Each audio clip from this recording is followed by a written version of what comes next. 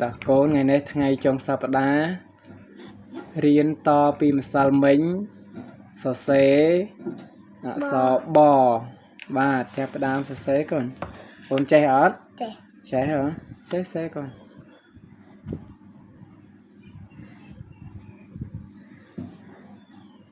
ប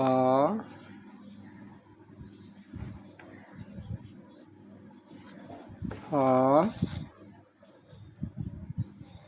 ព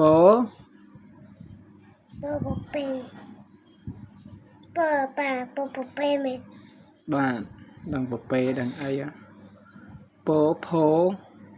ផោចេះអត់កូនចេះទៀតផូម៉ូ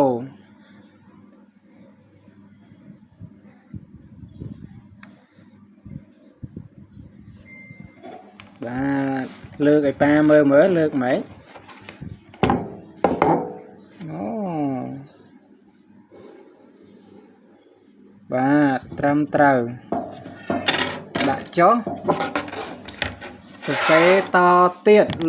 សរសេរខាងក្រោមបាទសរសេរយោរ៉ូ